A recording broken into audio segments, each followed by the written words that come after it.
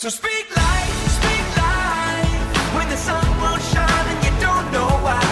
Look into the eyes of the broken hearted, watch them come alive as soon as you speak hope, you speak love, you speak life. Welcome to Dealing with Life. I'm Tom Baker. I'm so happy that you stopped in. This is going to be a wonderful show. Dealing with Life is exactly that. We talk about how in the world do we deal with this thing called life. Personally, my favorite way is through faith and through the knowing that I have an all-powerful God that is there with his hand extended out going, come on, you can do it. And I hope you can grab that. We have guests on each week on Dealing with Life who have experienced difficulty and struggle and possibly pain, but they've also found victory and they've found joy through the process and a deepened faith. And we also have people on here who have been called to help others. And quite often, those two intersect. And I believe that's what this show will end up being. This program today brought to you by Malone Dentistry on South Peters Road, just south of Kingston Pike. With me in the studio today is Therese Zaltash. I'm so glad you are here. Thank you. Nice to meet you. Nice to meet you as well. You are part of a program that I'm just learning about, but I'm enthralled. I'm just amazed with what you do. I didn't know it existed, but it is called the Trauma Survivor Network. Correct, yes. Tell me about that. This is a program that was created out of the American Trauma Society, and it's a program to rebuild people's lives, actually.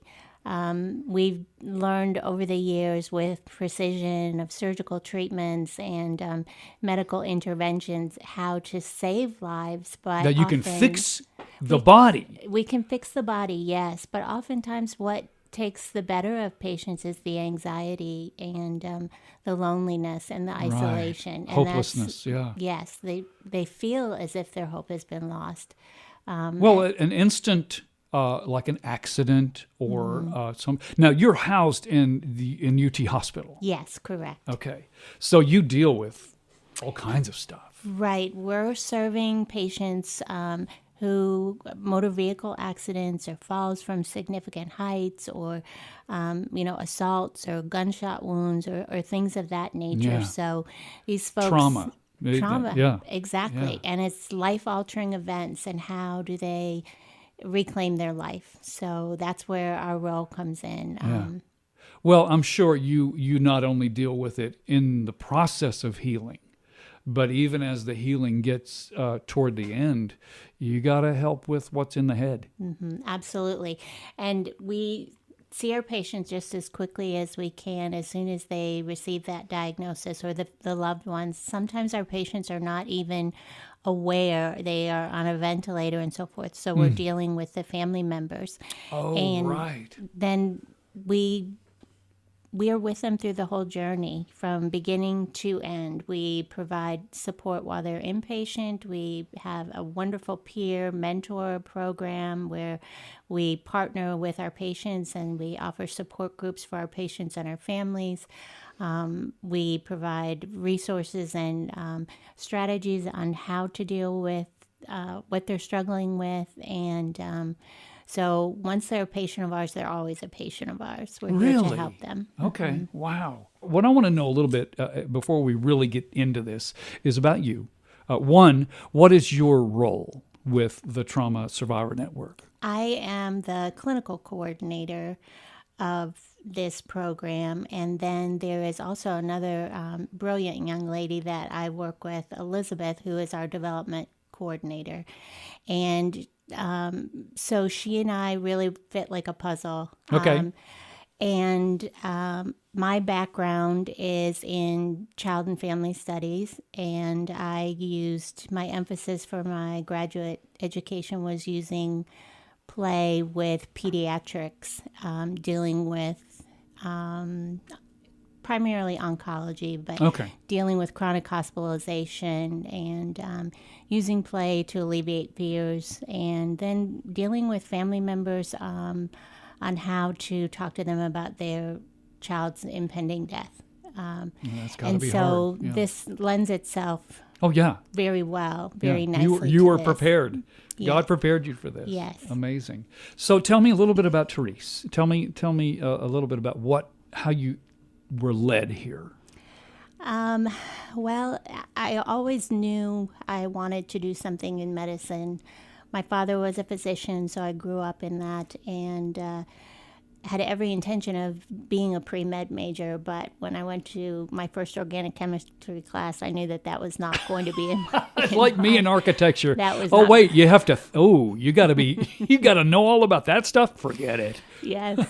So this lends itself beautifully for me because I am a servant above everything else in my life.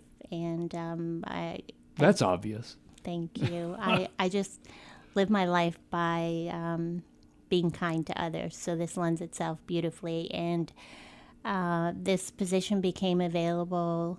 Actually, I interviewed Thanksgiving 2015, and then we started this program at UT January 2016. Wow. So it's a relatively new program. Yes. Okay. So I know you're passionate about what you do. And I know there's some difficult events that happened in your life that kind of fueled Yes. your passion. So tell us a little bit about that. I know you lost your husband. Yes, I lost my husband. He was diagnosed at a young age with a pre-leukemia. And so I stopped working at that time. I was working with children birth to 3 with disabilities and doing in-home therapy and family training. But I stopped work to care for him.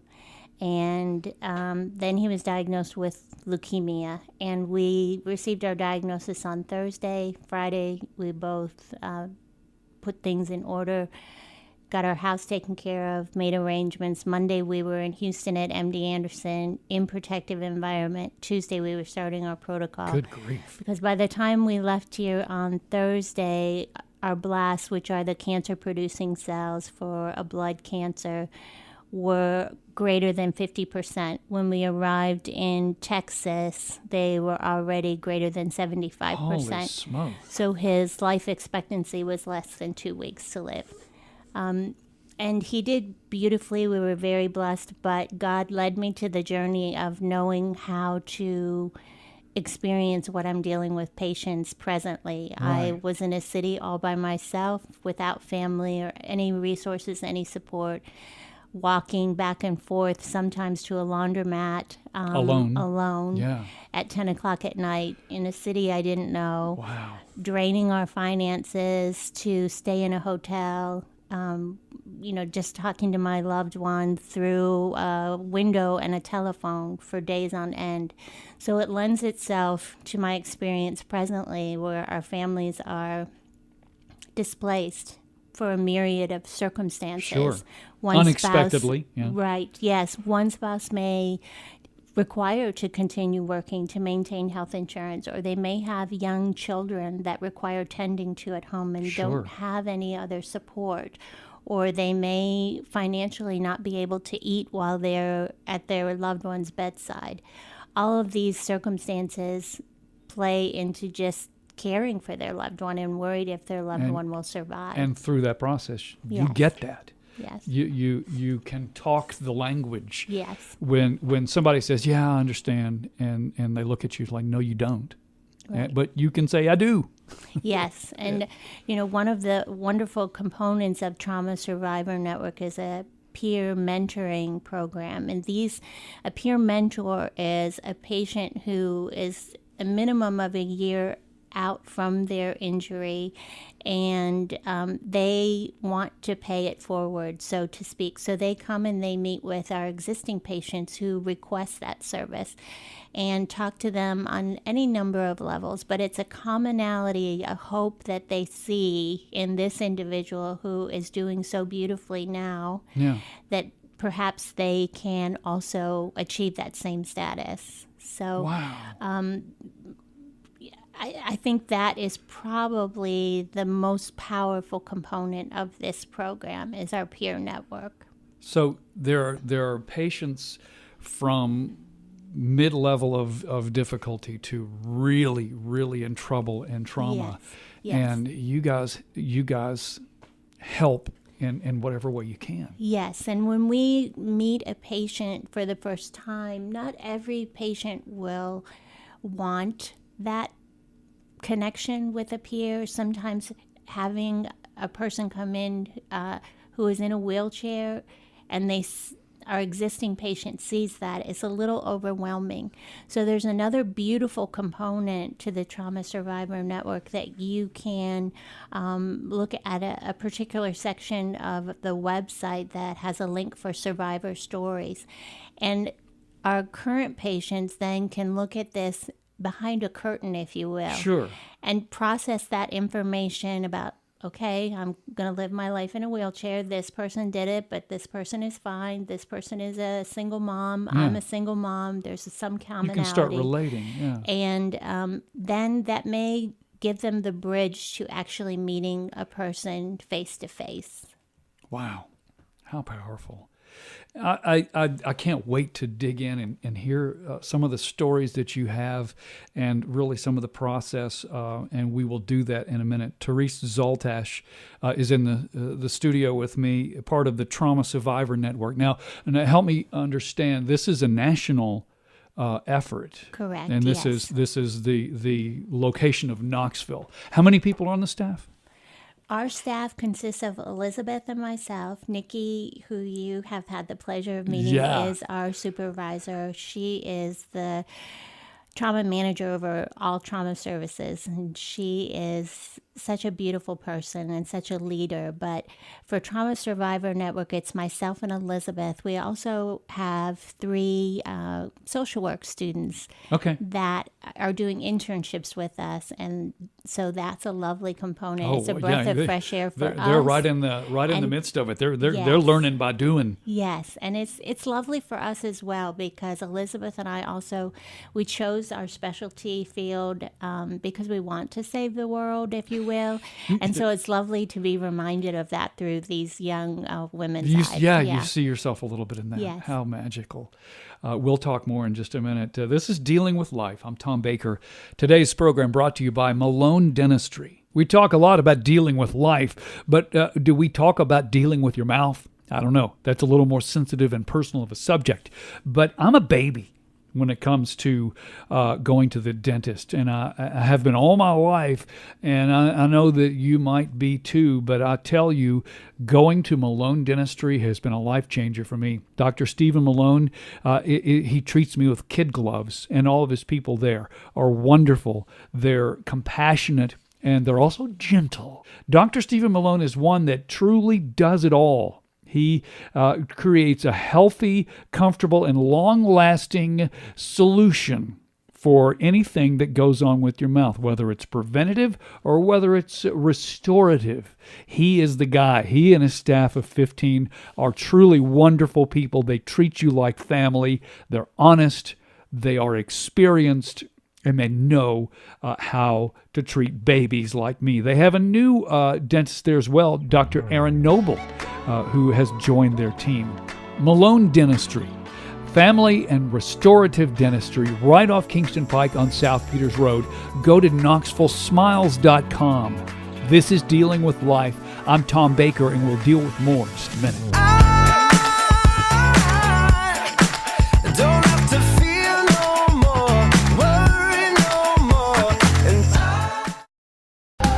Sometimes things, they are black and white. Sometimes they are not, and that leaves us torn inside. And in the middle, we are left to wonder who we are, what you want, and where we're going. You're listening to Dealing with Life. I'm Tom Baker. Today's program is brought to you by Malone Dentistry. In the studio with me today is Therese Zaltash. I'm so glad you are here and already just amazed by what you do. Therese is part of the Trauma Survivor Network. our local chapter, if you will, located at UT Hospital. Yes, correct. Now, in just a couple of short sentences, remind us, for those who just tuned in, maybe, what you guys do. The Trauma Survivor Network is a wonderful initiative that was created out of the American Trauma Society. And it was put in place because we learned that the medical care and interventions had just been catapulted to a new level, that we're able to really save so many lives. But oftentimes, the physicality is not the primary cause of their destruction or demise. It's the lack of hope that they have. So the social and emotional component tends to become somewhat profoundly debilitating. That's where our program comes in. The Trauma Survivor Network comes in and provides support, resources, peer mentoring, support group for our patients and our families. And the families. And I think that's Absolutely. got to be a very Yes. large part of what you do. But I'm a firm believer, and I know you are, that you probably won't heal if you don't allow yourself to. If you don't want to, if you don't think you can, if you don't think there's a powerful enough God that can help you. Correct. I've seen it in myself when you just sit there and think, oh, woe is me, this is awful, it's just going to get worse. And if you tell yourself it's going to get worse, it probably will. Correct. I think, having said that, I agree with that, but I also think that one of the things we are very cautious with is allowing our patients and families to have that time of anger and despair and why is this happening. I think that's a natural agree. human emotion.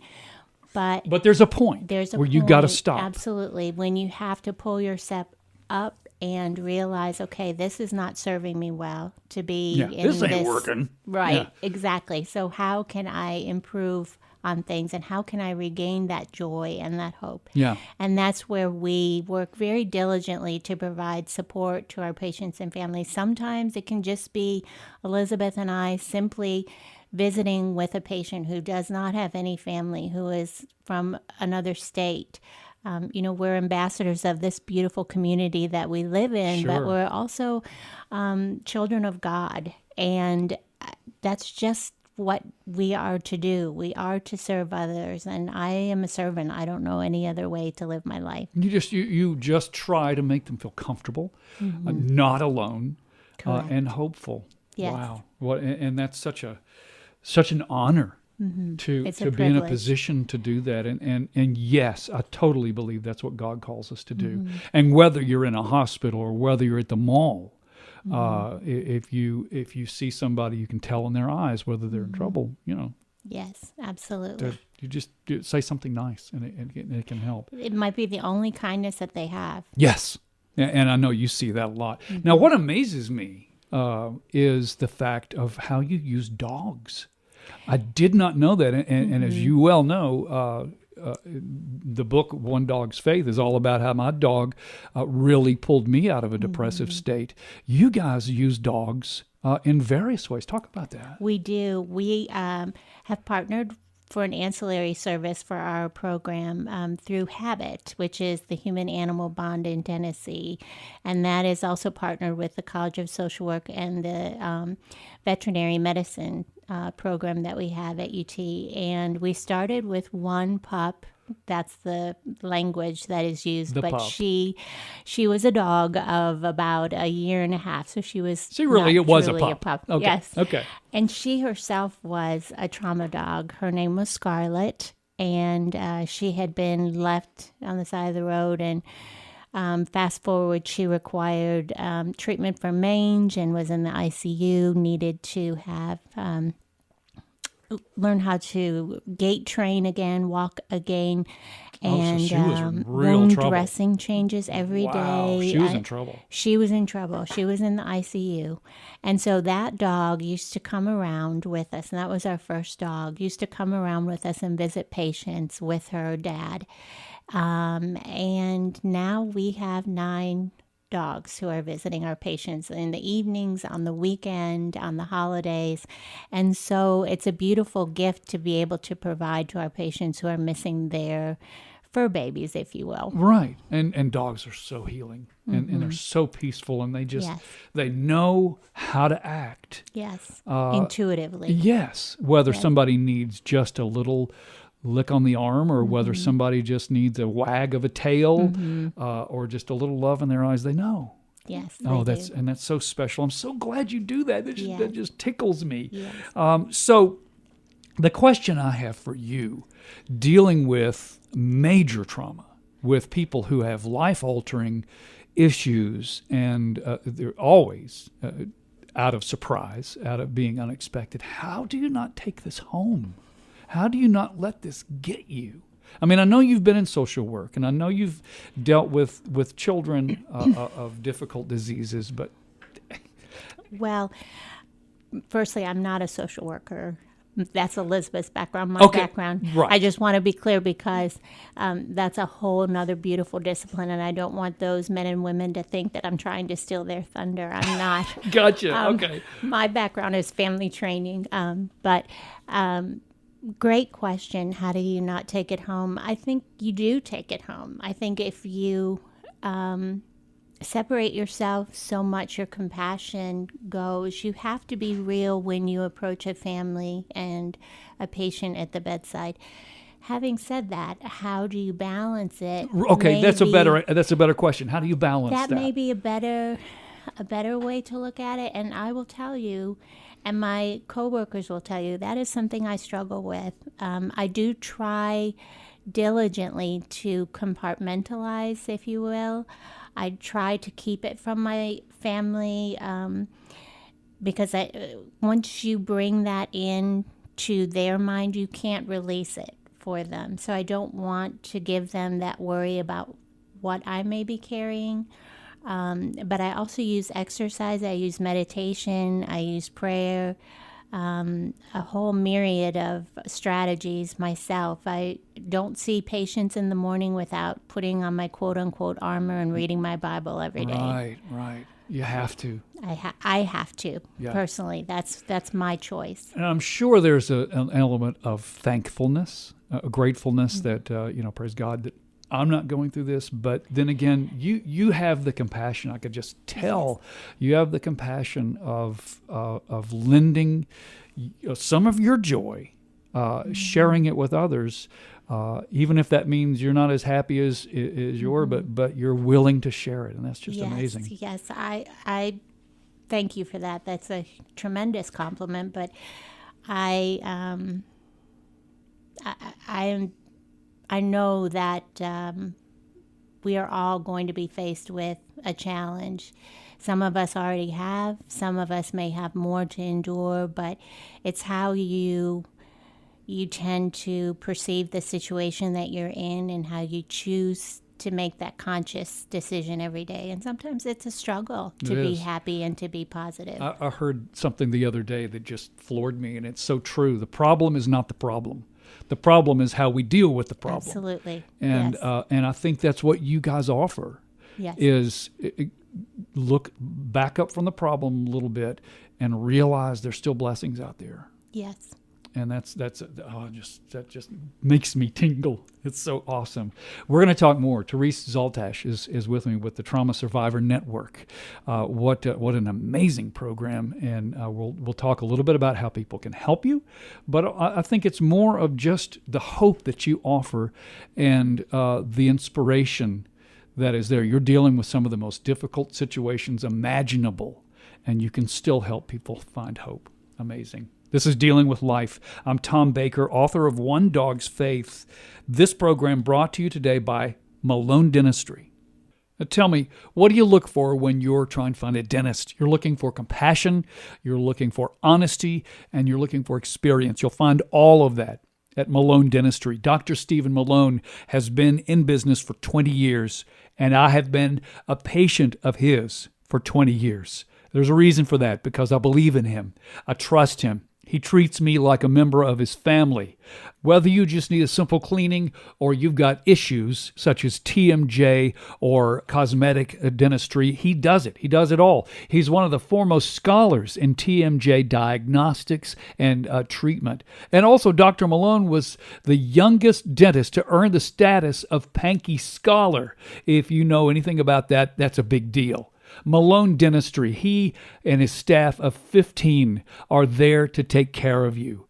They are wonderful people, and I highly suggest them. Malone Dentistry, right off Kingston Pike on South Peters Road, KnoxvilleSmiles.com. This is Dealing with Life. I'm Tom Baker, author of One Dog's Faith. We'll deal with more in just a minute. Hold on when everything is shaking. Stand strong when the ground is falling through. Reach out to my hand in the darkness that's holding you. Sing it all, happiness. Sing it all, happiness. You're listening to Dealing with Life. I'm Tom Baker, author of One Dog's Faith. That's a book about life, about trust, about faith, about worry. If you're a dog lover, if you're a worrier, and if you're like me, quite a bit of both, I believe you'll find a little bit of smiling in this. You'll find a little bit of happiness and hope through this. One Dog's Faith available at Amazon.com, available through Cokesbury.com, and also through my website, OneDogsFaith.com. In the studio with me, Therese Zaltash with the Trauma Survivor Network. Trauma Survivors Network, is that right? Correct. Okay, I want to get it right. You're housed in UT Hospital, and just a program that is so inspirational. We don't really think about in a hospital where there are doctors caring, there are nurses caring for people, and all the things that they do to heal, and all the things they do to try to mend the body. But it's amazing that now at UT Hospital there is a service who is there strictly to help mend the mind, the outlook, the faith. And that's just, I'm so impressed. Therese, talk about, and I know you're a faithful person just by talking with you, talk about how you see God in all this, in what you do. Oh, he is present, absolutely, without question. Some of the circumstances that we see people should not have survived for any number of reasons. They're just insurmountable, catastrophic occasions. And while our medical staff and emergency rescue does a phenomenal job, and still people should not have survived. And I truly believe that God presents us with free will and knowledge and our quest for knowledge. And so these brilliant men and women have just become the best at what they do, that work in affiliation with us, whether they're from another institution and fly our patients to us or vice versa. Yeah. But having said that, we have a lot of staff that will even be right there with a patient's family, and they let their quote-unquote light shine, and they talk about their own faith, and they will pray with our patients. I see that more times than not. And I think you just, while we do work for UT Hospital and we do work for Trauma Survivor Network, I am often reminded that above all else, I serve God. Yeah. And you're doing what he called you to do. Absolutely. He is first in my life. Yeah. Well, to me, and I'm sure you see this a lot, I often say, if you're still breathing, God has a purpose for you. Absolutely. And even though somebody may have gone through something traumatic, it's as if he still saved them, because he ain't done. Absolutely. We all have a purpose. We all have a story. He is in control. It may not be our choosing, our desire of what the outcome may be, but somehow he will help us get to the point where it does become something comfortable with us. Yeah. It is a conscious choice. Absolutely, it is a conscious choice. Yeah, you know, some people, I'm sure, raise the question, why did this happen to me? How did God allow this to happen to me? And when I'm not so sure that God just points his finger and says, okay, they're going to have a wreck. Watch this.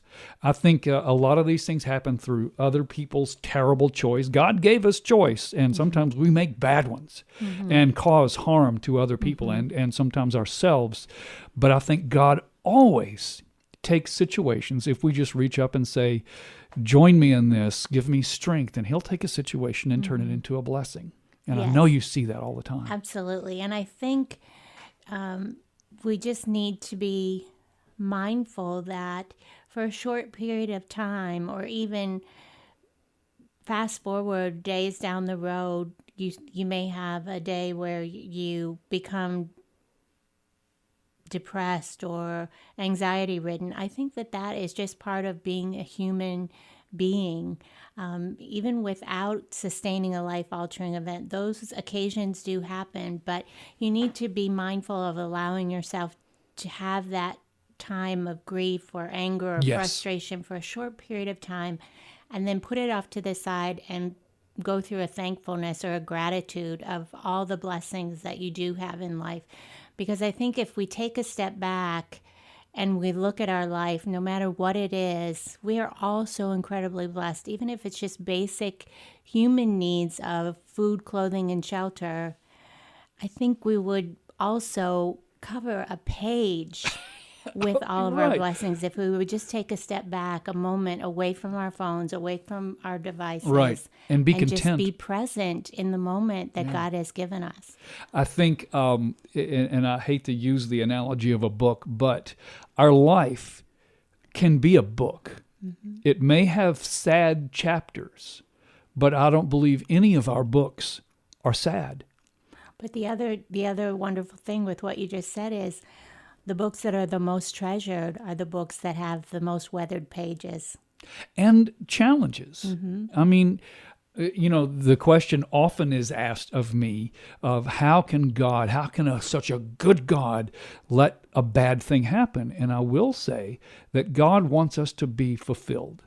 And that includes experiencing all emotions. Correct. Sad, happy, angry, upset, depressed, joyful. And how could he not let us experience all that?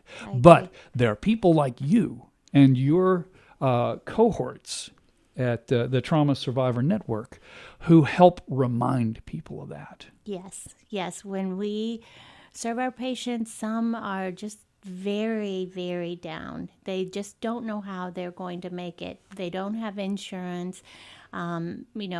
Our amputee patients, if you don't have insurance, oftentimes to get a prosthetic device, you may be required to get 2 or 3 until the limb shrinks to the actual size of the last device that you will have, or prosthetic that you will have. So who is going to pay for all of that? How are they going to find that? They want their loved one to be successful. So Elizabeth and I provide them with resources, some nonprofits that are available within our community or nationwide, through different organizations that can assist them with this journey. Same thing with our spinal cord injury patients. We partner with just a variety of circumstances, a variety of programs here, rather, that provide mobility. Sure. Different vehicle adaptations. How are they going to get the funds to have their car adapted? We have some nonprofits. That's not cheap. A huge expense. So we have some resources that can be put into the light to assist them. And then we had a young boy who he fell from a significant height and is a paraplegic. Well, fast forward, he was picked up at his rehab facility in Atlanta by the Challenge Athletic Foundation and is now playing on a scholarship for Auburn's wheelchair basketball Oh, my league. goodness. And he's studying international finance and business. He's doing great things with his life. Yeah, So God life is is in not control. over. No. It is not. Oh, how inspiring that is. And that's something when I thought about the Trauma Survivor Network, I think of bedside manner. I think of helping people, remind them of faith. But the service of talking to people about how they're going to pay for things and helping them. Goodness, talk about offering hope. Yeah, financial resources are available, but it's a struggle, the navigation. You need to have someone who is versed in how to do that. And so Elizabeth and I have worked diligently to partner with different programs in-house, and by that I mean at UT Medical.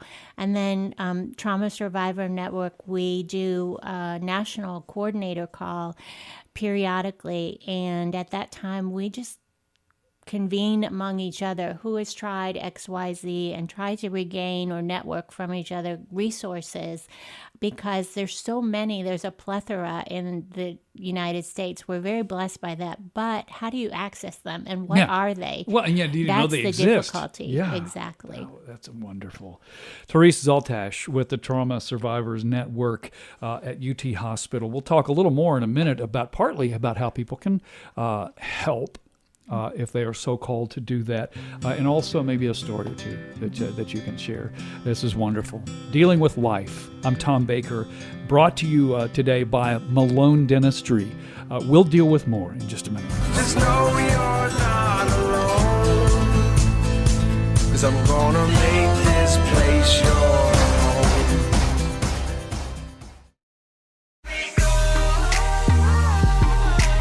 Light shine bright, light shine bright.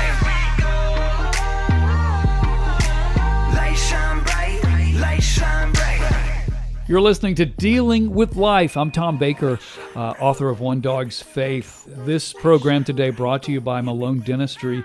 We've had in the studio today Therese Zaltash with the Trauma Survivor Network that is housed at UT Hospital.